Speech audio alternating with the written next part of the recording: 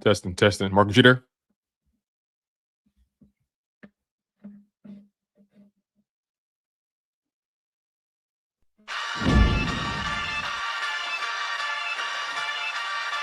In the city of Philly, where the birds take flight, Eagle swag on the rise each and every night. Tone and Marcus got the scoop ready to ignite. From the lanes of South Street to the Broad Street lights, dashing like a running back, hitting every play. Flying guys in the zone, never led astray. Talking touchdowns, talking game day. All around the mic, hear what they gotta say. I like an eagle soaring in the sky. Tone and Marcus always standing by, bringing the heat, call it do or die. Philly squad, hear the battle cry. Fly like an eagle soaring in the sky. Tone and Marcus always standing by, bringing the heat, call it do or die. Philly squad, hear the battle cry.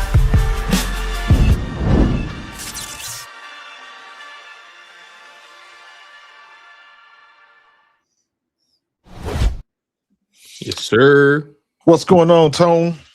I'm doing all right, man. Blessed by the best. You feel me? Can't really complain too much. I mean, I'm sure I can find something to complain about, but who gonna listen, man? Who gonna listen? Exactly. It ain't gonna change nothing. Ain't gonna change a goddamn thing, man. Emphasis on the T in that goddamn thing, because I don't say my Lord name in vain. Make sure you guys smash that like button. Make sure you guys are subscribed to both channels, Pro Fan Talk and Tone DeShields II. He's Marcus Thomas. I'm Tone DeShields II. This is the Bald Eagles podcast. You guys know how we give it up here. You guys know our vibe. You know our energy. You know where our baldies be. You feel what I'm saying? So make sure you guys stay locked in, get comfortable, kick your feet up.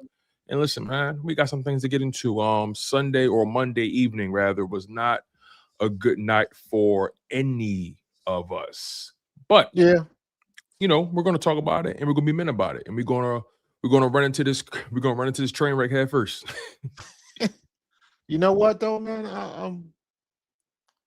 I was rightfully so. Like, I was pissed off how we lost that game, but all things being equal, we're okay. Nothing has changed. Nothing has. You're right. When I say nothing's changed about how we go about things, how we have to go about things, how we have to solve this issue, nothing has changed. Because again, we were 2 passes away from not having this conversation. I thought we was going to stop doing that. I thought we were too. But even, and that's the funny part, even as bad, the only reason we're looking at Jalen Hurts as just a horrible game was because the 4 picks. Now, 2 of the picks weren't his. 2 of the picks weren't his. The one that they failed out, the one that Devontae fell down on, and then the one where the defensive tackle dropped back in the coverage. And I just looked at that play. I just looked at the film on that play. And I will say again, and everybody will say, Jalen has to see that. And I'm like, the defense won the chess battle. They won the chess match on that play. Because I watched the defensive tackle, the right out on our left side, the defensive tackle took 2 steps past the line of scrimmage before he dropped back. Then he came back, yeah. Yes. So essentially, he carried out his fake. So when Jalen glances to his left for progression number 1, there's nobody there. Because as you're dropping back, you're looking at it trying to see who's in coverage and where everybody is. There's nobody there. Then he looks to the right, and I guess that was Devontae coming back on the hitch. I think that's the same play.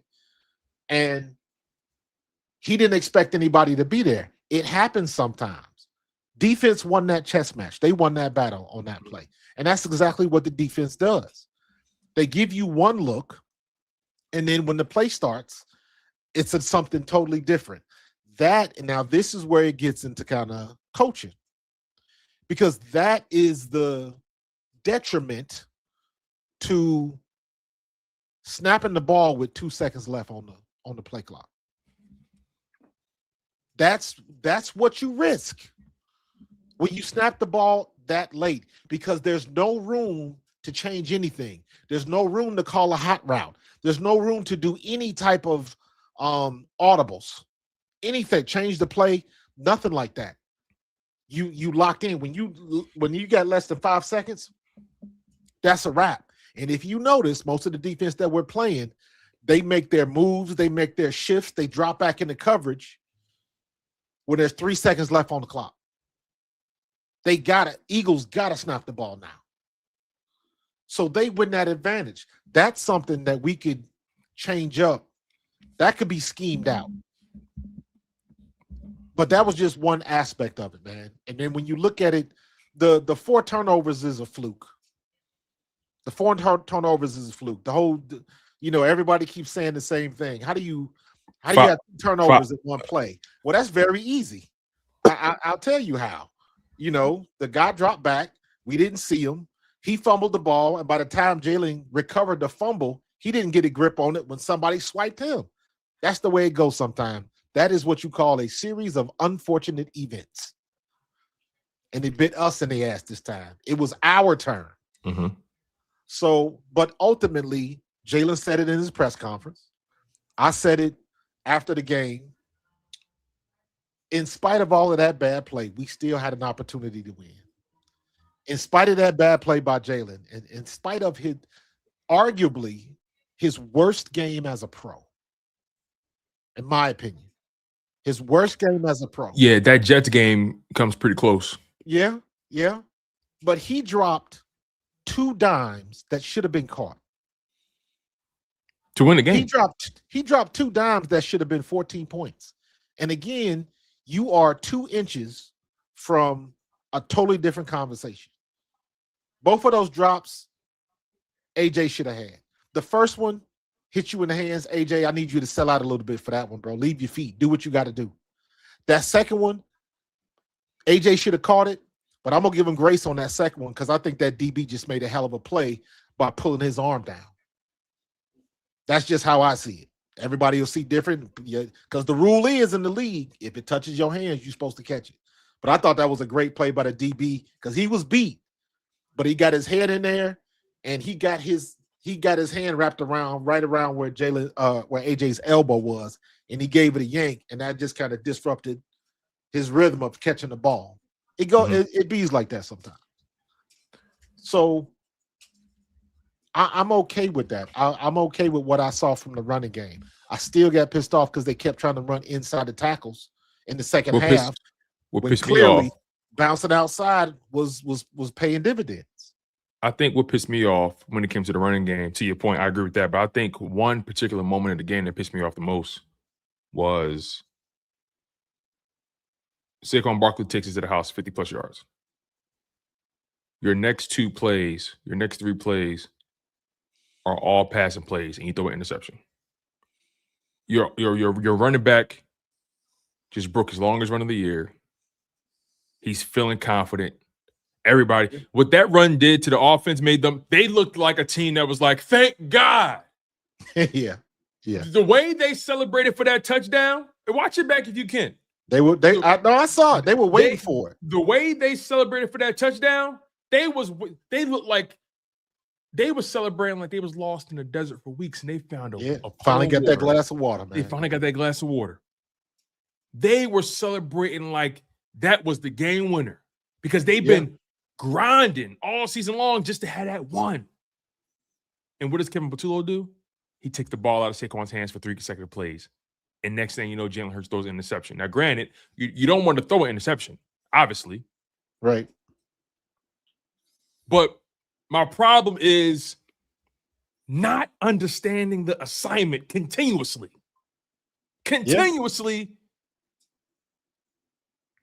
Putting your team in position to fail. And don't get me wrong, you guys. I'm going to address Jalen Hurts specifically. I ripped Jalen Hurts after that game. There was no other way to approach it, in my humble opinion. You turned the ball over 5 times. One of them, I throw you a mulligan because it was a fumble on a bang-bang situation. I throw you a mulligan. You turned the ball over 4 times. Granted, A.J. Brown dropped the ball. He should have caught it, but you turned the ball over 5 total times. Let's just call it what it is. The A.J. drop, because watching that play again, A.J. brother hit you in the hands. I think he short-armed it a bit. No. And again, I watched the tape and I looked very closely. If you look at that play, that Jalen had pressure in his face when he threw that ball. Literally, when he's following through, he gets a shoulder pad right on his shoulder. Yep. And with his arm just enough to make that ball hung up a bit. He did not drive down on the ball. But even then, it hit AJ in the hand. Like this. It hit him right here. Yes. You got to catch that. And AJ has caught worse balls than that. And that goes back to what I said the other night. I thought they called you 1K always open. I thought you was always open. And he was open. I'm not even trying to be facetious. I'm not even trying to be petty. I'm an AJ Brown dude. I've been defending him. So I carry it different. I feel like as much as I carry it for this team, as much as I carry it for Jalen Hurts and AJ Brown, I got the right to call some shit out if I see it. Jalen Hurts dropped that ball in the bucket more than one occasion. Yeah. More than one occasion. A money ball. A gotta have it ball. You told us you built for those moments. You told us you want the ball in those moments. Let's call a spade a spade. He said that. We going off what he said. Yeah, but you know what? You know what's funny? He had his T.O. moment. Do you remember when T.O. became T.O.? Refresh my memory, big dog. He was with San Francisco. And he wasn't T.O. yet. He was just Terrell Owens, and he was good, but he was a young receiver. And he had a horrible game. He had like 3 or 4 drops. And finally, Steve Young hit him in the end zone, and he caught the ball. San Francisco wins the game. Hold on real quick. I'm sorry. I got to adjust this real quick. I'm so sorry. Marcus. Can you bring up Chris 3KO, please? Yeah, that's my guy, Chris. Yeah, shout out to Chris, man. Shout out to Chris. We appreciate you for liking on the content. We appreciate you for supporting the channel. We appreciate you for investing in the show the way you do. I'm sure you provide super chats. I'm sure you lock in on every stream. We appreciate you. We appreciate your patronage. I say that to say, a catch. You see, Chris, a catch is singular. A catch is singular. You got to be mindful when you quick the right in these chats. A catch is singular. I believe AJ Brown missed 4 money balls from Jalen Hurts the other night. 4. Maybe it was 3. But it damn sure wasn't a catch. It wasn't singular. He dropped probably the most important balls of the night consistently. And we're talking about a guy that we know and love. A guy that we know can get it done. A guy that we know has all the talent in the world to run with the best of them. Let's call it. Let's stop bullshitting about this now. The Eagles are 8-5 on a 3-game losing streak to teams we deem as inferior. Stop it. Let's stop pussyfooting around this. Let's stop acting like these guys are above reproach. Y'all know how I carry it here. I carry it. I carry it strong with this team. Look behind me, Jalen Hurts artwork. I carry it with this squad. I can't wear it on me. But let's keep it real. They did not show up on Monday. And the person that told us he told us he want the ball in the biggest moments. When all else fails, give me the rock. He said that. So therefore, when all else failed and it was time for you to catch that game-winning ball, you dropped it. When it was an opportunity for you to catch that touchdown and go ahead, you dropped it. When Jalen Hurts threw you a ball up the middle, you dropped it. Every ball not going to be perfect, but he threw you 2 perfect balls in the end zone. And you didn't come through. So, again, we're going to get to Jalen Hurts, and he's going to feel my wrath as well. And look, who am I, right? I'm just a content creator on YouTube that do this as his second job. I just like to have fun with my guy Marcus and do the content I know and love. I live for this. I'm not in the locker room putting in the work. I'm not on the practice field putting in the work. I'm not in the film room. I have no idea what these brothers go through. I'm going to make that very clear. I don't approach this content game from a perspective of privilege or what's the word I'm looking for? I don't approach this content game like they owe me something. They don't owe me nothing. They don't owe me nothing. These guys put in work. Marcus put in work in this league. Multiple leagues at that. I will never sit here and pretend I know the game better than Marcus. I lean on Marcus's expertise consistently. And so, and for the most part, when he say, hey, listen, Tone, hear me out on this. I'm saying this because I know this. I pull back because I trust Marcus. I trust his intellect. I trust his intuition. I trust his experience. But I'm sorry, when I saw what I saw in that game, and that defense doing what they was doing, and that offense letting them down the way they have been all season long, I'm not going to sit here and pussyfoot around it. I've been giving it up for 5, 6, 7, 8 straight weeks saying, give him time, y'all. Give him time, y'all. Marcus, am I wrong? Nah. I've been holding it down for several weeks. Give him time, y'all. But also, people got to understand, man, this is a one shot. What do I always say, Tone? Every game is a season. Every game is different. Yes, it is. Every game is different because I see a lot of people in the chat, and what they say is, well, AJ shouldn't be talking as much if he gonna drop the balls. Well, wasn't nobody saying that at the time he was talking. I didn't have no problem with him talking, as a matter of fact, because everything he said was correct. Everything he said was correct.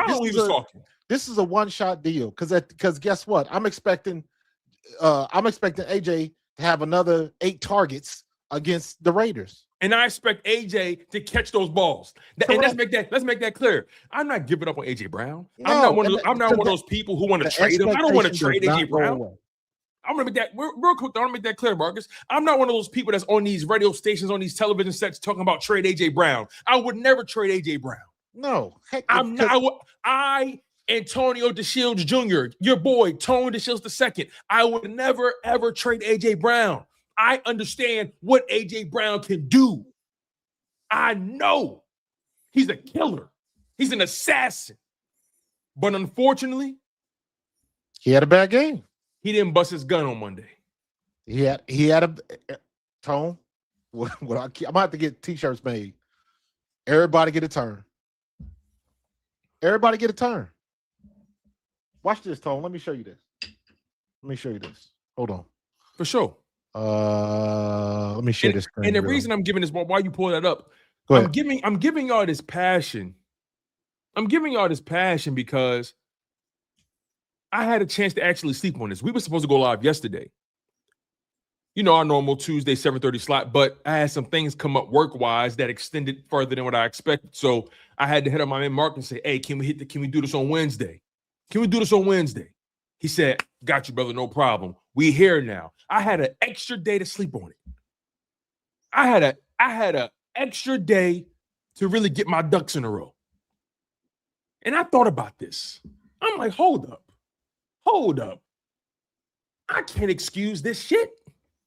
I can't excuse what I saw when the defense is continuously putting you in position to win games. I cannot excuse it. I can't pretend like I'm not saying what I'm saying. I can't pretend like the man that told us he wants the ball in the biggest moments didn't show up in the biggest moments. I'm not going to pretend like I ain't see that. But that doesn't mean I don't believe in A.J. Brown or Jalen Hurts. That doesn't mean that. That just means that I'm calling them out for that game because I got to call it how I see it. How can I defend that? As much as I love these guys, as much as I support these guys, buy the gear, spend the money on the tickets and the travel and go. As much as I love these guys, how can we definitively defend what we saw? That shit was so bad. They took the pressure they let Kevin Patula off the hook. That's how bad it was. Hey, That's Tom, how bad it was. How many turnovers Jalen had? How many interceptions did Jalen have? 4 in that game. He had 4 in that game. 4 picks. Yeah. How many turnovers is Jalen? How many picks does Jalen have on the year? After that game or prior? 6.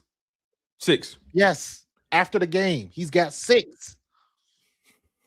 6. That's it.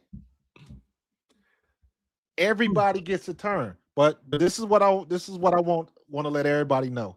Jalen had his game. Jalen had his stinker. He had the deuce. He had to flush. Remember, he had that game last year when he said he had to flush it. All right. So Jalen had his game, 4 interceptions. Okay. Let's look at Sam Darnold in Seattle. Wow. Against the Rams, he threw 4. He did. Real quick. Because I like where you're going with this, but real quick also. The past 3 weeks, this Eagles offense or this Eagles team has turned the ball over 9 times. 7 of those turnovers came by way of Jalen Hurts in 2 weeks. Yo, your microphone is sounding distorted. Testing. How about now? You got me?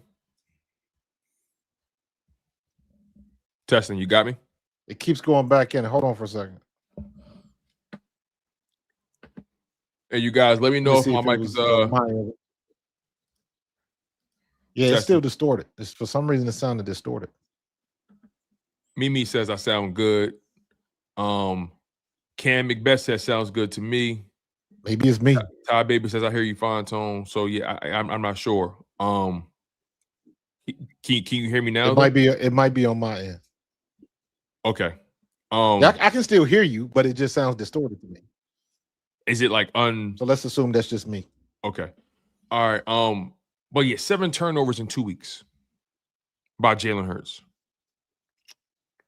What's going on? Like, I'm not, and I'm not a Sam Darnold guy. Don't get it twisted. I'm not a fan of him at all. But 7 turnovers in 2 weeks by Jalen Hurts, a guy who doesn't turn the ball over. He got to wear that. And 2 fumbles. He got to wear that. He does. But the reason I was bringing that up was I go back and looking, and right now I'm looking at Josh Allen. Oh yeah, Marcus, right? you frozen too, by the way. You frozen. Josh Allen has. Here we go. Yeah. Can you still hear me? I can hear you perfectly fine, but you're just frozen. That's all. And I don't have any overlay in front of me. Yeah, hold on for a second. No problem. If you need to back out, I'll hold it down while you jump back in. Yeah, because my mouse is going nuts and everything going crazy. All right, no worries. If you want to square it away, I'll hold this down. Yeah, let me jump out and jump back in because there's a chance that my system is about to crash. All right, no problem. Yeah, let me jump out. So yes, while my man Marcus gets his ducks in a row, shout out to him. He gonna get it handled. Marcus has one of the best setups I've ever seen, so it's kind of weird to have stuff acting up. But let's go back to what I was talking about, though. Again, make sure you guys smash that like button. Make sure you guys are subscribed to Pro Fan Talk. Make sure you guys are subscribed to Chalk It Up Sports. He's Marcus Thomas. I'm Tony. This is the second. This is the Bald Eagles podcast. Let's jump right back into it. I have nothing but respect for these brothers. They put in a lot of work. They've delivered something to the city that we ain't seen since 2017, 2018. They put in a lot of work. They did something that a franchise quarterback didn't do. They did something McNabb and T.O. couldn't do. They did something McNabb and T.O. couldn't overcome. You feel what I'm saying? Like, this Eagles team, this Jalen Hurts-led team won a Super Bowl, brung home the Lombardi, Super Bowl MVP. Saquon Barkley, reigning Offensive Player of the Year. A.J. Brown, multi-time All-Pro and Pro Bowler. Like, this offensive line filled with Pro Bowlers and so on and so forth and all pros. We know what this team has done. We know what they've been able to accomplish. So I don't want to act like I'm having revisionist history or I'm being ungrateful, because sometimes players get in their feelings and then they act like you can't say shit. Let's call it what it is. And I'm not saying these are those guys, but sometimes your voice carries further than you think. And sometimes these guys will respond to you on the socials. It's happened to me before. So what I'm trying to say is, although I got mad love and respect for these dudes, and I'm always going to treat them with respect, let's call it how we see it. Let's talk about what we saw. Let's talk about what happened. A.J. Brown, despite getting his numbers, was not reliable on Monday night. He had his moments, but when it came down to it, finito. Jalen Hurts, 5 turnovers. Unacceptable. Unacceptable. I can't defend that. These guys on television, these guys on these radio stations and so on and so forth, he threw a steak to the lions. He doused himself in kerosene. He doused himself in kerosene and lit a match. So again, this ain't got nothing to do with love, hate. This ain't got nothing to do with disrespect. This is about just acknowledging the results, right? They were so cold. They were so out of sorts. They took the pressure. They took the eyes off of Kevin Patullo. And I think Kevin Patullo was awful, by the way. Can you hear me, Tone? I can hear you loud and clear, big dog. All right, bro. What was your thoughts on Kevin Patullo's game?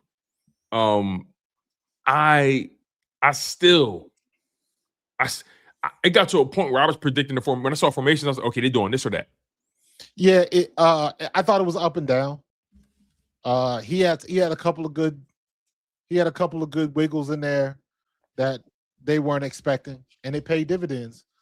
Or the passing tree was a little bit better, but then we go back to we 3rd and long and we throwing screens. Yo, glad you said that. That's another thing that threw me. You at 3rd and 9 and 3rd and 11 on 2 separate occasions. You threw a fucking bubble screen. Throw the ball down the field. You need 9 yards. Why are you throwing the ball behind the line of scrimmage? That's counterintuitive to me. You know what? And it's not even the screen. It's how they set it up. You throwing the screen over there. And you don't get the numbers game. You don't get the numbers game. You get 2-on-1 because you got 3 DBs and 2 receivers, and one of those receivers is the receiver. He's getting the ball. Right. So you got 1 blocker and another 2 DBs, and you got the smallest skill position. You got Devontae Smith at 170 pounds trying to break tackles. And there was another one where that's not gonna work. It was 3 DBs, 2 blockers, and the ball carrier. They're not. He's not even setting them up for success with the plays we don't like. It'd be different if they were successful. And we say, I still don't like these plays, but they working. Well, but you're not winning. He can't even do math.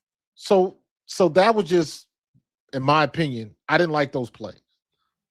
Then there was Saquon got the ball, and the DB came flat down the line of scrimmage. The DB came up to the line of scrimmage, and the tight end was supposed to block him. He crashed hard down the line of scrimmage and went right for Saquon, which means he knew what play they were running. Exactly. He knew Devontae Smith went in motion away from the play. So obvious. He came down the line of scrimmage, and he damn near got to the ball before Saquon got the handoff. He knew exactly where the play was going. And I'm like, those are the plays that we got to get rid of. We still don't pitch Saquon out. We still don't do skinny pitches. We don't set anything up like that. And we need to start doing it. But that's the biggest gripe I have with Patullo. And we need to mix it up, go from under center a little bit more when we run and pass, because, and this is the one thing I want to show, the play action pass was working because of Saquon. The linebackers were taking 1 and 2 steps up, which created all of that space in the mid to deep middle of the field. That's why we were killing them on that. The play action was working. They had to respect Saquon. We haven't had that. Now, when they was running out of gun and still do that play action fake, don't nobody fall for that no more. Mm-hmm. They got to do it from under when Jalen is under center. So they need to just go ahead and put more plays with Jalen under center so he can drop back and do a 7-step drop and see what he can see and get rid of the ball. Because that aligns with what we're trying to do. If he's got to get out of there, you can schedule runs. You can still schedule RPOs and things of that nature. You can still do it because it's better from under center in play action. The linebackers have to respect where you're going because they see that ball stuck out there. So they're going to have to make a move. That type of stuff was working, and then we got away from it in the second half. Saquon had what, 5 carries in the second half? After 15 with like 110, and he ended up with 120 carries with like 20 something yards or whatever it was. Let me double check this. There's still some. I agree with a lot of people that say it's not all on Kevin Patullo, because you know how I feel about execution. I don't care who calls the plays. If you execute like you're supposed to, the play is going to be successful. However, sometimes 20 carries, 122 yards, averaging 6 yards a carry. Yeah, sometimes you got to win that chest battle, and we haven't been doing that all year. So, and again, we still got 4 weeks. They got away from Dallas Goedert, who was always open all night. They couldn't guard him. They couldn't stick with Dallas Goedert. And Dallas Goedert is hot and cold to me, because for every great catch he makes, yeah, I can see that. His blocking is trash. I can see that. Yeah, at this point, yeah, his blocking has fell off, especially after the injuries. His blocking has fell off. And we need a blocker in there to get Saquon going. We need Latu should not come off the field. They need to teach him how to catch, whatever they got to do to get him involved in pass patterns so he can help out the offensive scheme. I don't want Calcaterra in there. I used to be a Calcaterra fan, but same. I did not realize last year how bad his blocking was. Yeah. Yeah. And also, it doesn't help when, and shout out to my man Malik Carter for reminding me of this. It doesn't help when Jake Elliott, Missy Elliott is back, y'all. Just want to make sure y'all know that. It doesn't help that Jake Elliott missed an important field goal in that game. Granted, at best, that ties the game based off the result. But I just feel like this team, I just feel like they're cooked offensively, bro. I don't think they trust or believe in anything that that's being taught to them in these rooms. No, they believe in it. Like, did you notice throughout the game, and this is the first time I had seen it like this, Jalen Hurts was launching them. I was actually about to ask you a question about that. He Jalen looked like he going hard. I'm glad you brought that. I was thinking about that while you was going. I don't know if me personally, he was throwing that ball with the velocity I ain't seen him throw it all year. Exactly. He was, and I'm curious about that ball, man. I'm curious about that because we've never seen him with these amount of turnovers, and I personally feel like he was getting a little hasty back there. A little. I didn't see a guy that was in full control. Well, no, but that's Tone. That's natural. When you down like that and you struggling like that, you press. Doesn't matter what position you play, you press. And that's what it looked like. And then in that overtime, you had him on the ropes. They was feeling the pressure. You was moving the ball methodically. You had all the time in the world. You had all your timeouts. You got to the first. They even gave you a mulligan with the encroachment, with the neutral zone infraction. And first down, you try to go for the gusto. They got greedy on that last play. I don't agree. I don't think he got greedy. I think Jahan Johnson was open, and that DB made a hell of a play, reaching back. He reached back and got a finger on the ball, and the other DB that was covering Jahan, who was beat, just happened to come across at the right time. Didn't who was that? Reed Blankenship? Didn't we have a pick like that against Dallas? Where we blocked the ball and Reed Blankenship came right behind him. He was in the end zone. It was a very similar play. I think it was Dallas. But here's my problem. Jalen Hurts somebody who's very calculated in how What did I just say about pressing? So if a running back is pressing, what does a running back always do? He tries to bounce everything outside because he's trying to hit a home run. I'm sorry, Marcus. I stand by it. I think he got greedy. I think he pressed on that last play. Well, no, I'm not. That's not up for debate. He did. Right. I'm just saying I thought that was a good shot because from my perspective, I understand what he saw and why he threw it. And again, I credit the DB. The DB made was that a linebacker? He made a hell of a play. The dude jumped backwards and got his finger back in the nick of time. If Jalen throws that ball a half second earlier, it's 1st and goal on the 1. So I don't mind that. Could he have hit Dallas Goedert right there? Yes, he could have. But I understand what he saw and why he threw it, because Goddard was open and that linebacker was maybe 2 yards behind him. So when I'm looking at the play, I don't think he's got a chance to get his hands on the ball either, but he did. So for me, that was a great play by that DB. And then the guy that was actually covering Jahan Dotson was at the right place at the right time. It be like that sometimes. I'll admit, it was a great play. It was a great play. But guess what? The result was the result. Yeah, it was. And you ended the game with 4 turnovers. Like, it didn't look good. That's the way it goes. That's the nature of the beast. That's the nature of the beast. And he even had space to run if he wanted. Like me personally, and is overtime. You know you have to score. Ball security was everything on that drive. More and he gambled when he didn't have to. I don't think that was a gamble. We'll agree to disagree on that one. I don't think that was a gamble. Was that a tight window? No. Hell, if anything, the ball he threw to AJ, that was a gamble, because he threw that in between 2 people. The pass that everybody is loving that he threw to Devontae Smith, that was a gamble, because he damn near threaded the needle, and he put some gusto on that. But he threw a perfect ball. That, in my opinion, that was not a gamble. I understand what he saw. The DB or the linebacker just made a hellified play. I didn't think that was greedy. It's only it's good until it isn't. That's very true. Push is a great play until somebody stops it. It's the same thing.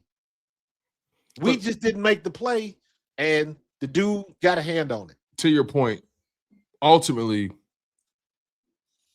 it's always the result that we criticize more than the actual play itself or the decision. Was that a gamble on the first play of the game? Wait, what was the first play? What they went deep? The drop by AJ. Yeah. That was a gamble. The first play. So it happens all the time. The way it manifests itself is going to be sometimes different. And I'm not absolving Jalen of anything. Yeah, I think that the results are the results. I just think it compounded. It's been compounded for me. I agree. And my patience is growing thin, and my grace is growing thin as well. And in that situation, I'm moving the ball methodically. I will nickel and dime your ass if you ain't stopping me. Like, they wasn't stopping him. And I think that was the longest throw of that drive or attempt, right? You know, like, look, man, this shit is disheartening, frankly, and it makes it difficult to talk about the things that we liked about that game. I lost your audio, big dog. I can't hear you. Dagger, you are 100% correct. Khalil Mack was in his face. So again, he didn't get enough mustard on that ball than he should have, because he had pressure.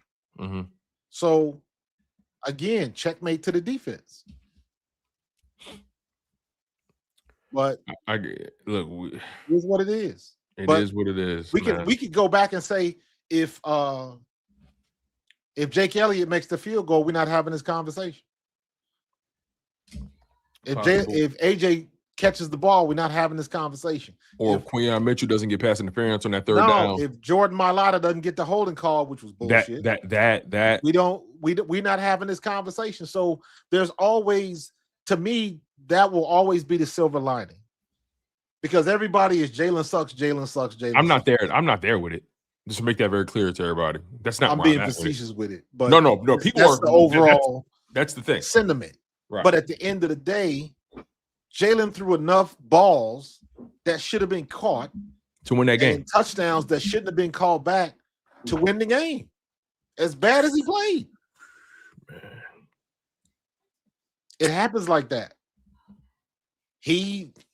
What else you want to say? I think where I get pissed off about it is like when we say it happens like that.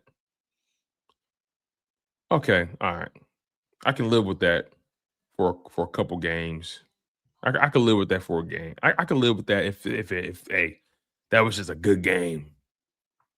This team has been consistently, the offense in particular. Let's make sure we're talking very strictly about the offense.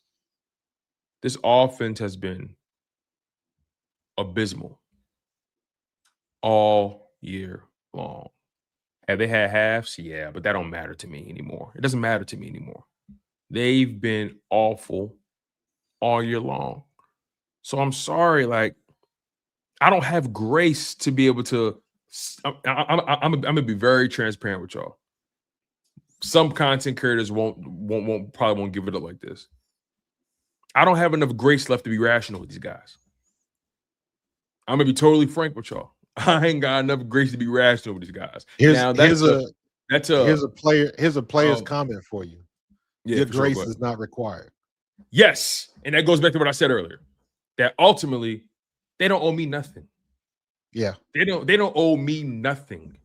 Like I understand my position so well. Like, but I also have a responsibility to just be honest, right? No. That part I understand. But let me ask it to you like this. Yeah. Just as a guesstimate, and you can give me any number. Okay. How many hours of film do you think Jalen watched last week? From the previous game? Yeah. How much film, if you could put a number on it, how many hours of film do you think Jalen watched of the Chargers? If I had to put a number on it, I'd probably say, knowing him, probably between 15 to 20 hours of film. You sure about that? So what you're saying is you are confident that he put in the work last week too. I'm never not confident that they're not putting in the work. I think what frustrates me is like it's futile. It's been futile. No, and that sucks. But that's my point. That's exactly my point. You know they're putting in the work. You know, and I've said this before. Do you think in practice they work on jumping off sides? Right. Do you think they work on holding? Do you think AJ Brown is working on dropping balls in practice? No. They put in work. They put in study. AJ Brown is catching balls all over the place on his knees, 5 feet from the jugs machine. They doing all of the same stuff. But sometimes the things don't go together. It just doesn't. Mm-hmm. This was one of those times. Jalen said it perfect. How do you respond? How do you come back to that? That's what you want to know. Now what can you pull positive? There's lessons in loss. What did we learn against the Chargers? Well, we learned that some of those offensive plays, we figured out how we can get Saquon started. Can we take the good from that and go forward with it next week against the Raiders? Can we take some of... I lost your audio again, big dog. Yeah. Can we take some of those balls last week against the Chargers and catch those against the Raiders? Everything that went wrong, can we flip it? Because to me, a drop ball isn't wrong. That's not wrong. There's nothing wrong with a drop ball, except you shouldn't drop balls, especially when they hit you in the hands. Especially when they're for the game. Correct. So it's not about right or wrong. It goes back to that word I keep saying, execution. Execution. Some of them plays I saw with Tyler Steen and Fred Johnson, bruh. Not good. For every time Saquon was going off to his left, outside the tackles, every time he was doing that, they'd run another one up the gut, and he'd be trying to make folks miss to get back to the line of scrimmage. Standard procedure. It's like, all right, we've seen what we can do when we go here. How come we're not going back there again? Mm-hmm. We've seen what we can do when we get receivers in the middle of the field. Jalen can throw it in the middle of the field. He's shown us this for the last 2 weeks. It's the other things that we clean up a mess over here, then somebody spills something over there. We clean that mess up, then somebody done spill something over here. It's like, what is that a result of? That is a result of bad luck and concentration. Because I go back again. Do you think that when they were going in practice, I asked you about Jalen Hurts, how much film did he watch? How many balls did A.J. Brown catch in practice last week? Do you think they're not throwing him the balls? Do you think he's not working on his craft, trying to get better? Of course he is. 14. But what happens when you're in the midst of it? That's the breakdown. That's the mental breakdown. What I done seen A.J. Brown catch shit one-handed. Yeah. Over his back. Yeah. I didn't see him shortchange it, catch back shoulders. I didn't see A.J. Brown do some incredible things while catching a football. But all of a sudden, do you think he just forgot how to catch? And no. I don't buy that, right? So I think I'll say this, right? Because I do want to move the conversation forward. They have 4 games left. 4 weeks. You got a month worth of football. They got Raiders, Commanders, Bills. Raiders, Commanders, and who's the third one? Because we played the Commanders twice. Bills. The Bills. Okay. And don't let me get started on Josh Allen. And then they got Commanders again. Yeah. So, and honestly, I wouldn't be surprised if they shut down Jaden Daniels for the season. He hurt that elbow again. They say he's not playing this week. Correct. So, so get this. So we got Jalen Hurts versus Marcus Mariota. That's Alabama, ain't it? Well, that's potentially. We'll see. But and then Jalen Hurts against Kenny Pickett. Listen, let's make it more interesting. Jalen Hurts versus Kenny Pickett. Dak Prescott versus Marcus Mariota. You can't lose this week. You have to win out. It's official now. No. I understand that, but I'm just looking at what we have to do. I can't worry about Dallas. Dallas may or may not make it to the playoffs. We're making it to the playoffs. That you lose 4 straight. You lose 4 straight. You're making the playoffs? No, I don't see us losing 4 straight. I didn't see them losing 3 straight just now. I neither did I. Yeah, you're right. I'm sorry. I said Alabama. I was thinking of Tua, but Mariota went to Oregon. You are correct. That's my mistake. You know, like I didn't see them losing these 3 straight games. I thought these were dubs. So what are you supposed to do? Am I supposed to say now that the Raiders are going to beat the Eagles? Hell no. I don't believe that for a second. I don't know what I believe at this point. I'm being honest. This is what I believe. If we bad, the pendulum has to swing back the other way eventually. It has to. And even with the drop balls, how many yards did AJ have? With the ones he did catch? Can you imagine if he caught them all? That's like 200 yards. Correct. Jaden would have had about 350 yards if they caught all the balls, with or without his fumbles and the 2 picks. Let's give him the 2 picks because there was 2 balls that he threw. And let's be honest about this. He should have threw 5 picks in that game. Yep. The one hit the ground, you're correct. He should have threw 5 picks in that game. That was another one where the ball sailed on him. But I don't know. I guess I just expect more from a team that brought back 10 of 11 starters. And guys have been playing together for a minute now. On top of that, here's what you got to do. You got to reset. Because we got 4 more games. Sure do. And you can't worry about what happened last week. Because all it takes is one play. When you get one play, you get a series. When you get a series, you get a drive. When you get a drive, you win the quarter. When you win the quarter, you win the half. When you win the half, you win the game. When you win the game, maybe you get 2 in a row. Then when you win 2 in a row, maybe you get to a streak. And before you know it, you're in the playoffs. One step at a time. That's the one great thing about football. As soon as the play is over, another one's coming. Yeah, and So you can't worry about the previous one. You can't, and that's why you look at what Jalen. We talked about that earlier. When Jalen, I said he was pressing, because when you play like that, you trying to get a good play, because he was right. As bad as he played, it would have only taken one play to turn that game around, and this whole conversation is different. I agree, because I said this after the game. I was like, "Yo, you could have wiped away all that bullshit in that game with one play.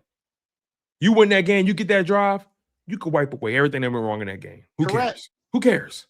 Do you think Jalen is going to AJ is like, dude, if you would have caught that ball, we could have wiped away all of this shit? Hell no. I don't even think they're talking about the game no more. It's over with. Trust me, man, when I say this. Especially, I lost your audio again, big doggy. I think I need to do desk because I'm just touching my desk and my mic is turning off. I don't know what's going on. But you're gonna have issues like this. Happens to every team. Happens to everybody. But when you get that one last shot, what are you gonna do with it? Yeah, because look, the reality is, as that game was, we got the Raiders the next week, and then whatever happens with the Raiders, then we got Washington, then we got Buffalo, then we got Washington again, or however that schedule lays out. But at the end of the day, I don't give a damn what we do, Tom. At the end of the day, in 4 weeks, we gonna see the Philadelphia Eagles in the NFL playoffs. That's the only thing that matters, because by then, regardless of how it plays out, once you get to the playoffs, then you wipe the slate clean. Whatever you did to get there doesn't matter, because all of this can change on a dime. What happens if what happens if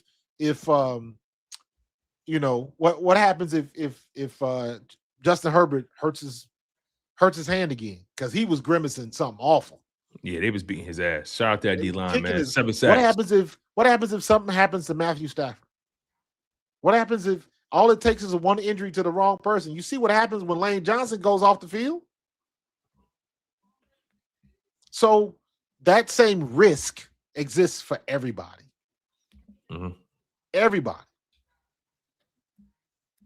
Yeah, man. So it's one of those things where you gotta just, like you said, ultimately, right? And again, I use this show not just as a way to communicate with you guys, but I also use it as a way to kind of flush out my thoughts.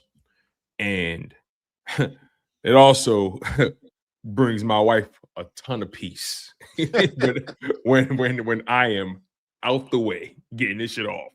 So to move it forward, you're right. At the end of the day, take care of your business.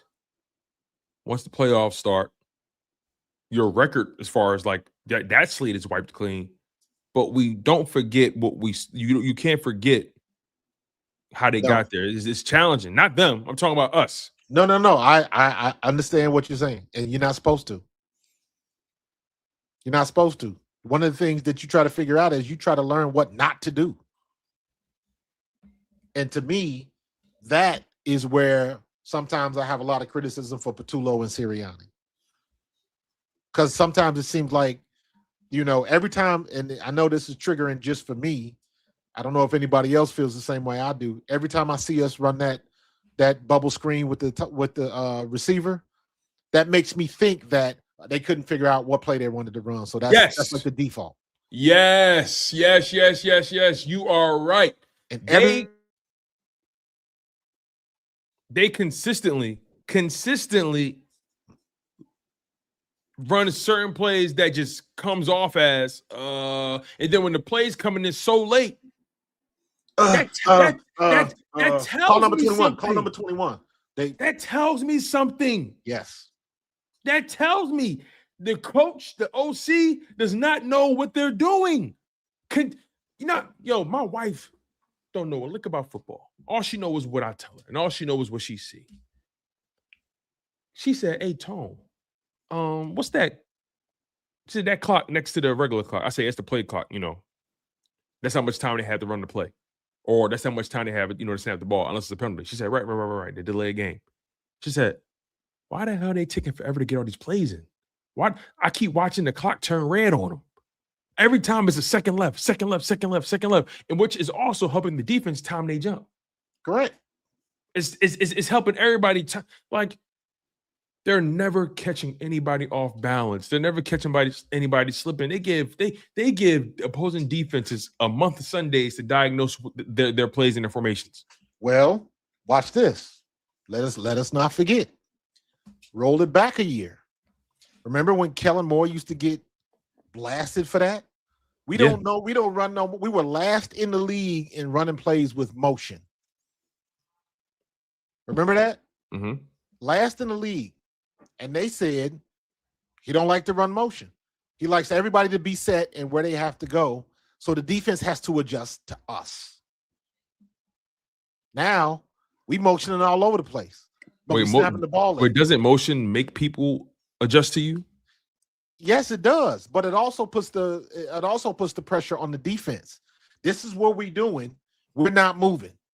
So you got to show us what you're going to do. Because now when you got 10, 12 seconds on the play clock and we ain't moving, are they going to snap the ball? So think about it like this. If right now we got people going in motion, play clock gets down to less than 5 seconds, we got to snap the ball. Defense wins that battle because they don't know and they can move at the last minute. Now, as opposed to we're not going in motion. You got 15 seconds left on the play clock and we snap the ball. Defense is stuck. Defense is stuck at whatever they got. Now, the benefit comes to us. Our chess move wins that battle. We take that piece. Mm-hmm. They don't have time to move. Why do you think they made the rule in the first place where when you go in to hurry up, we got to pause now to give the defense a chance to match up? Because it was completely unfair. Because the defense is trying to scramble around to get lined up, and then they're trying to figure out hike. They don't know what we doing. We gone. Offense wins that. And we kept winning until they changed the rule. So now what you got the benefit for the offense, if you're already set, ain't nobody shifting, ain't nobody moving. And even if you do shift, you do it early. So you still got about 10 seconds left. So now the pressure is on the defense. Are y'all going to move? Because now if you move, I got 10 seconds to change my offense. I got 10 seconds to audible. Now I got 8 seconds to audible. I still got 7 seconds to audible. Or I could just pick one receiver, give a signal, and give a hot route. We can do whatever we got to do. The pressure is on the defense to figure out what we're going to do, and you still don't know the snap count. So now, because we don't go in motion and we're just static, this is our formation. You can still have about 10 route trees on a formation. Mm-hmm. So that goes back and forth. And I'm just saying that. I say all of that to say, last year when Kellen Moore wasn't moving, we didn't move all the way to the Super Bowl and whooped ass with it. So there's some merit to that. So you got to look at it from both sides. I don't mind it. I want the best of both worlds. But I'm also find out what works and stick with it. If they change and adjust, then you make different moves. But until that happens, and that's the problem with Kevin Patullo. He don't even get the defense a chance to like try to figure it out. He just want to keep switching things up because it's like, yo, you're not even leaning into what works. If it's working, keep doing it till they stop it. He never giving him a chance to stop it. He just abandoning the ship super quick. Like he just don't have. He ain't got the feel, bro. He ain't got the touch. He ain't got it. There's got to be a method to your madness. There's got to be a method to your madness. Yeah, and I agree. I agree. Can you and I say there's a method? Can you and I say there's a method? All we know definitively that there's madness. You know what? I look at it like this. and I feel confident saying it like this. Mhm. Kevin Patullo is good. The problem is everybody else is better. Everybody else is better. They figuring them out. You got to change up some things, but what you Everybody's change up with- better. That's why it's hard for me to say he good. Everybody's better. Well, I say to me, good is Kleenex. If you in the NFL, you good. If you get that opportunity, you good. Okay. But everybody Fair in the NFL is good. Everybody is next level. Fair enough. People, even when you call somebody a scrub, ain't no scrubs in the NFL. It's just that everybody else is that much better. Better than him. I don't think people really realize that. I don't think people understand that when they trying to call somebody a bum and he sucks. And I was like, oh yeah. I don't believe get in that. Yeah, I don't believe in that because it's like the NBA, right? People like to call it, man, you on the bench, you ain't doing nothing. Yeah, that 15, that 12 guy on the bench will smoke you. Exactly. That 12 guy on the bench will give you 40 if you play around with him. I tweeted this today on social media. I was like, I wish everybody on ESPN, everybody at WIP, everybody at some sports talk location, whether it's ESPN, Fox, sports talk radio around the country. I wish every last one of them dudes and women would actually coach for a year. And I'm not talking about kids. I'm talking about coach high school, where you really got to be organized. You really got to look at the type of talent you have and formulate a game plan based on the talent. And I'll be curious as to how well they would do. And I say that because then and only then could they actually realize how supremely difficult it is. It is supremely difficult. We can say Kevin Patullo sucks all we want. Until you've been in that situation, until you're on the field and you're looking at everybody run 100 miles an hour like this, and you got to decipher what's going on and what defenses they running and figure out which of your offensive linemen is winning their battles, which one is losing, and adjust to that. And then you don't spend all of that time in the film room and you got to flush all of that down the toilet because everything you saw, they not doing. So now you got to come up with something. That's why they get paid all of that money. So I take umbrage when people say this guy sucks or that guy sucks. It's like you don't understand what's going on and you don't understand how good these are. I think, like I said, Kevin Patullo was good. Everybody else is just better. It's like playing Madden against your little cousin. He good for his age. And then you get somebody that knows how to stop that play he want to keep spamming. It's a whole different ball game. Right. I'm good at chess. I'm decent at chess. But if I play somebody who really knows how to play, bro, I got about 10, 12 moves and I'm done. Checkmate. That doesn't mean I don't know how to play. Right. I just don't know how to play well. I think that's what Kevin Patullo is. You got to be good to even get to that position. Yeah, you got to be competent in some level, right? Absolutely. Let's roll back the clock a little bit. Does everybody remember the vitriol, the ridicule, all of the stuff that everybody was saying about Nick Sirianni when they hired him? This fool is in Philadelphia talking about flowers and this, that, and the other. And the only thing he did was come in and prove his worth. What the hell is he going to do as a CEO coach? And this, that, and the other. His offense is terrible, and everybody had everything to say. We wanted him fired after Tampa Bay. Do we win the Super Bowl if we fire him? Not at all, man. It's a group effort. Does a new coach come in and get the best out of Jalen Hurts and Saquon Barkley? Do we even make the trade for Saquon Barkley if we had a different coach? How does that work out? Everything changes when you take one piece off the table.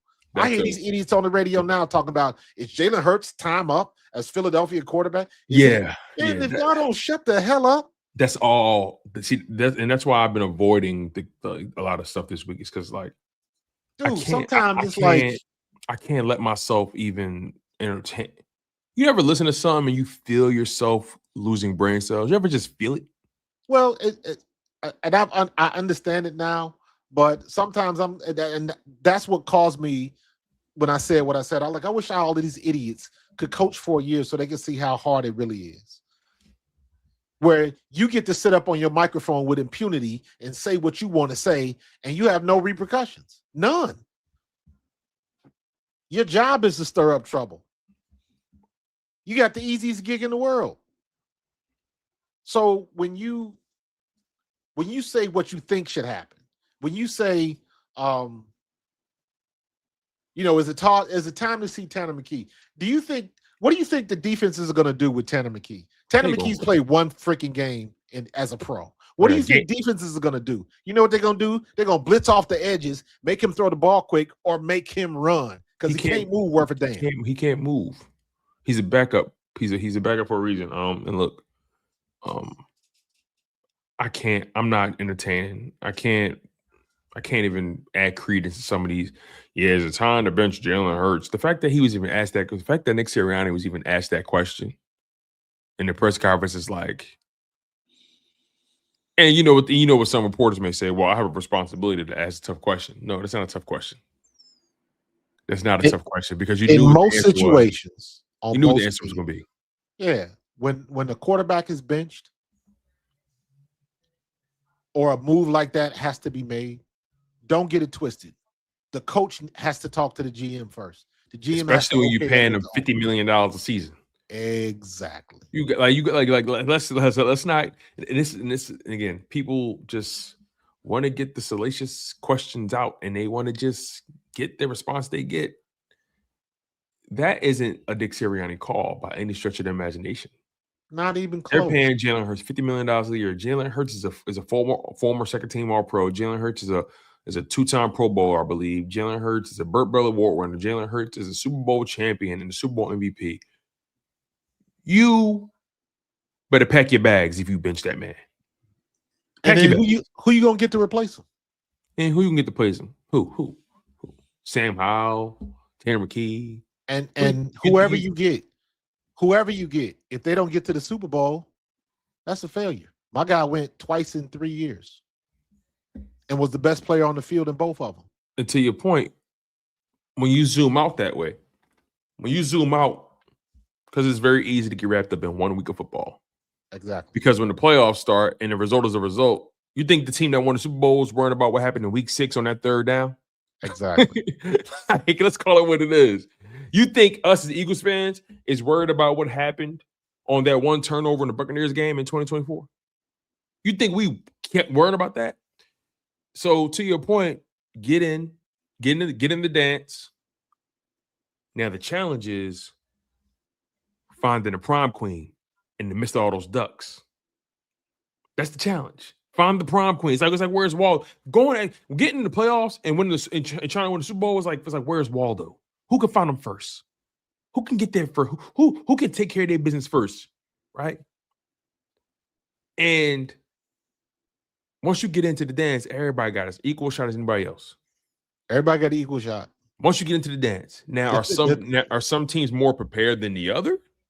Okay, absolutely. Are some teams, or do some teams sit maybe at a more advantageous position? Maybe, but everyone has an equal shot at this thing because of the numbers game. Yeah, right. And you got to remember, man, because I see my man in the chat, and he said, what did he say?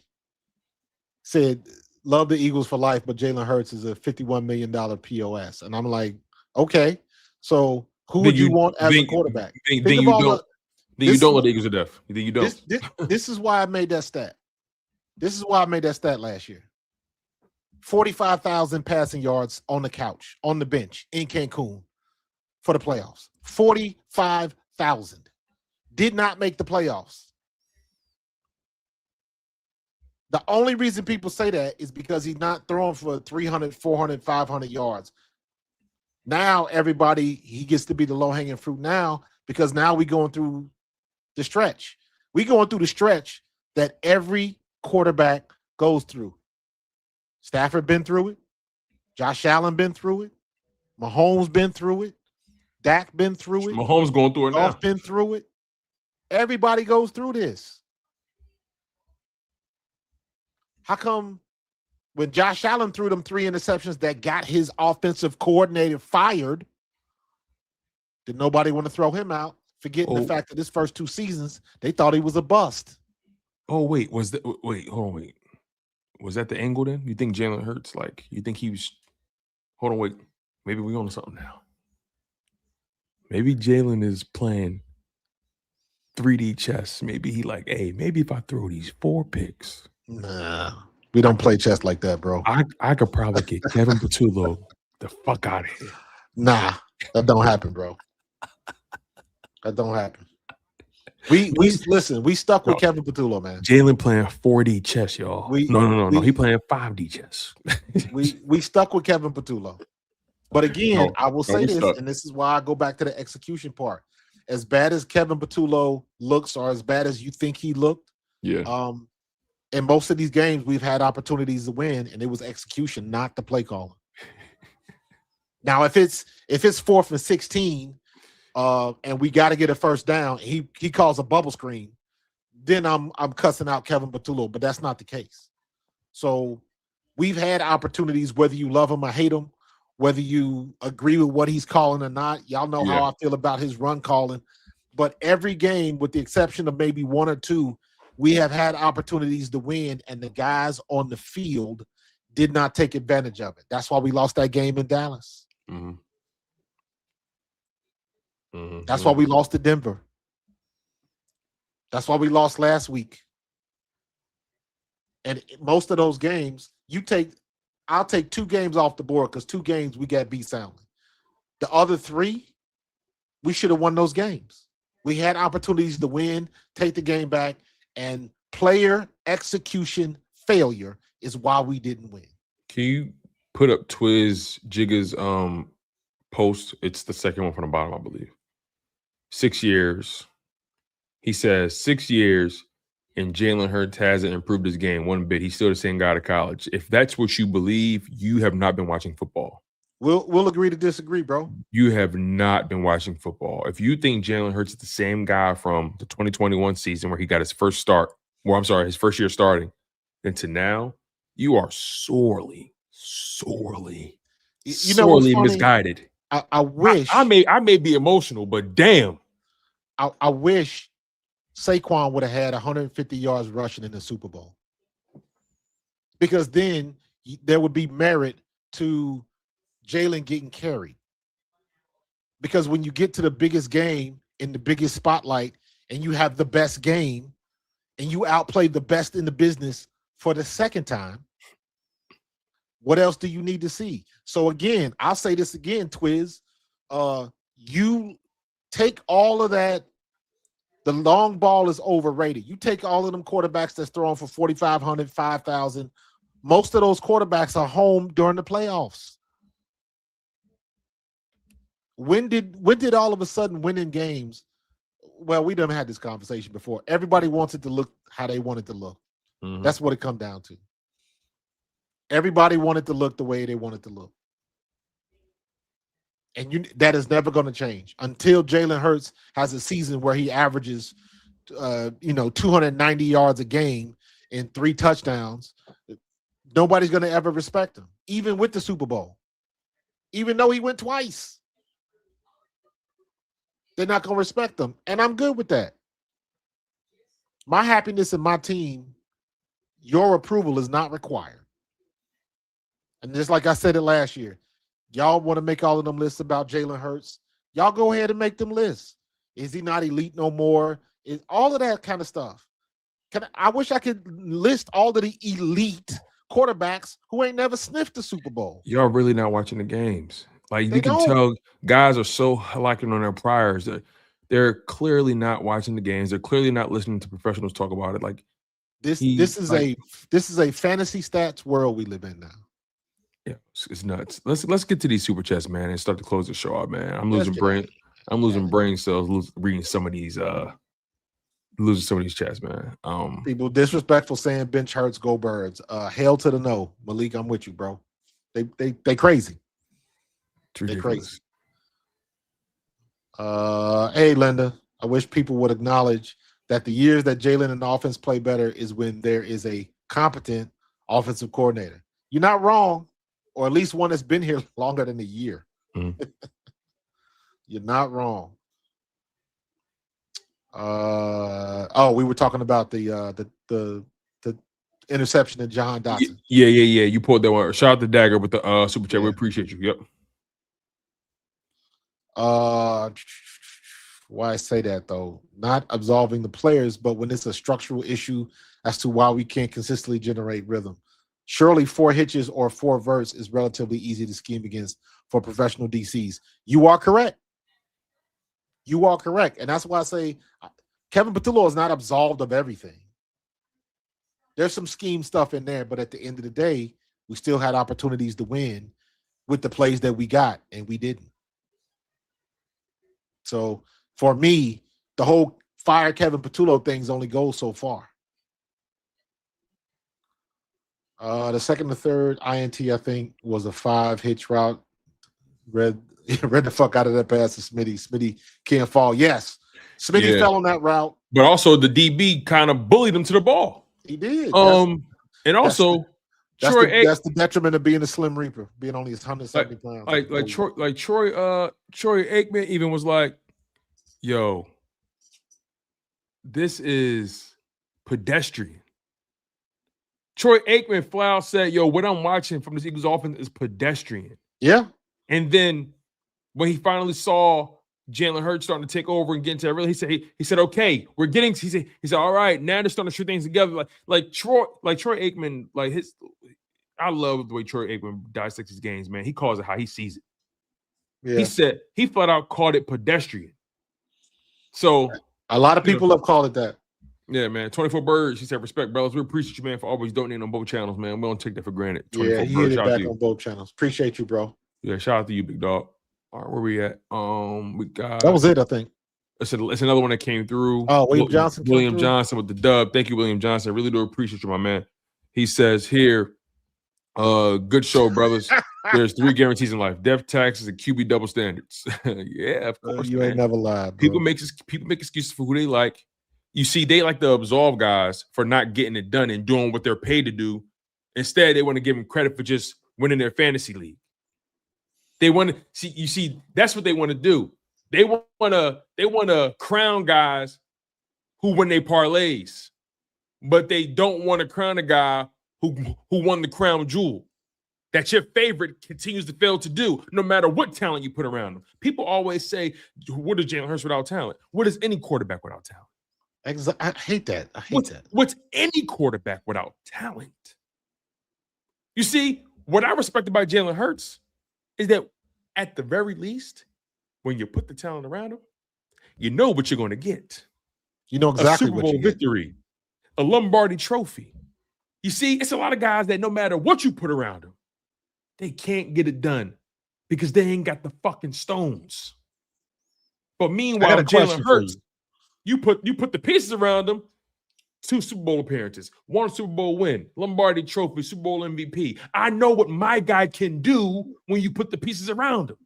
Do you know what Josh Allen or Justin Herbert or Lamar Jackson, or do you know what any of these other guys, Joe Burrow, do you know what you know what they love to do when they got the pieces around them? They like to fold in the playoffs. Tone, that was my question. You look at Josh Allen, Matthew Stafford, you look at Patrick Mahomes, you look at Sam Darnold, you look at Lamar, you look at Jared Goff, you look at Joe Burrow, you look at I'm trying to think of another quarterback that'll probably be in the playoffs. If they don't win the Super Bowl, are they still considered elite? Right. And on top of that, you think those guys would rather have all those yards and not win the big one, or have about 1,000 less passing yards and win the big one? I'm gonna add it up again when we get to the playoffs. I'm gonna add up how many quarterbacks. I'm gonna take the starting quarterbacks that don't make it to the playoffs, and I'm gonna add up their passing yards for the year. Yeah, man. That's a bogus stat, but that's what it's come down to. Everybody wants the look. Did you ever see what's that? I don't know what the movie is, but I keep seeing it like on social media, like on TikTok or whatever. it's a scene with Sean Penn. He looks like an old dude. He's driving some girl somewhere, and the girl asks him, if guys love women so much, why do men screw around on them? I know what you're talking about. And Sean I saw Penn that was scene. like, I saw that scene. That's a good movie. They like the look of it. They like the look of having the family and what everybody thinks of them if it looks good. And that's the same way with quarterbacks. They just want it to look good. They just want their dude to throw for 4,500, 4,800 and a bunch of touchdowns because they can always say, well, he had a great year and we got this piece, we're missing this piece. We put all of that together. And we showed you there were other ways to win besides throwing the ball 1,000 yards a week. And we did it twice. So again, people that want to think it's insulting or because Jalen Hurts is not elite or he's not in your top 10 or he's not in your top 5 or he's not in your top 20. So whatever, you can have it. So he's forever enshrined in football history. Bruh, holler at me when your quarterback get one of these. Holler at me then. He not in your top 5, okay. Last time I checked, he was the last quarterback standing last year. Thank you. Was Nick Foles elite? Hey. Last time I checked, man, it don't matter how you get it done. It's been plenty of times where something happened in that house as a kid, and mom or pop, they said, listen, I don't know what I heard just now. I don't know what you're doing down there, but whatever it is, when I come down there, it better be fixed. So Facts. when it comes to this NFL shit, best believe. I don't know what y'all doing all year. I don't know how many passing yards you're going to throw for. I don't know how many passing touchdowns you're going to have. I don't know how many turnovers. I don't know how many wins you're going to have, but I know one thing for sure. You better get me that Lombardi. You think the Giants fans care that Eli Manning was mediocre those 2 seasons all year and then went to the playoffs and then won the Super Bowl? You think they care he's mediocre them years? You think they care? Man, miss me with that. Marcus, let's close this thing out, man. Yeah, man. Listen, as always, I appreciate your insight, and I always appreciate you providing me with a ton of nuance, a ton of context, a ton of perspective, because I do value your opinion to the max, man, and I definitely don't take it for granted. You know, your experience, everything that you've put your mind, body, and soul into when it comes to this sport, I value that. So again, tremendous work today, as always. Appreciate you for working me into the schedule. I know Wednesdays typically aren't when we do this, but I appreciate you. I appreciate the viewership. You guys have been phenomenal today, and that's all I have. Marcus, any final words? Listen, man. Everybody, just take a breath, and you got to trust and believe that they are trying to solve the problem.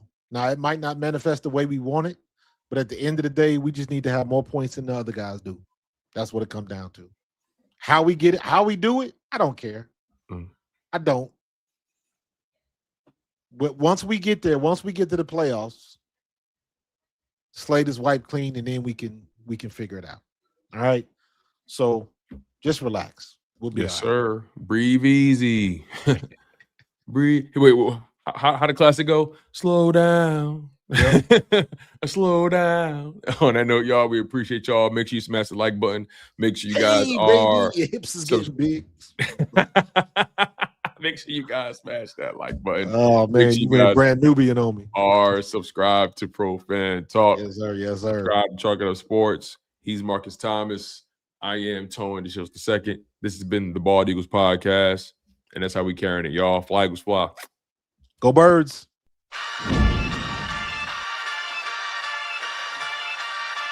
In the city of Philly, where the birds take flight, Eagle swag on the rise each and every night.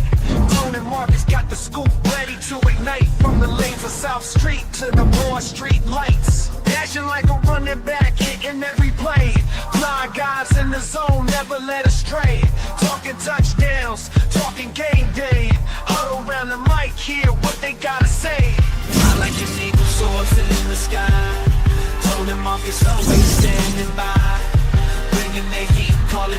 or die. Philly squad, hear the battle cry. Fly like an eagle soars in the sky. Tony Marcus always standing by. Bringing the heat, call it do or die. Philly squad, hear the battle cry.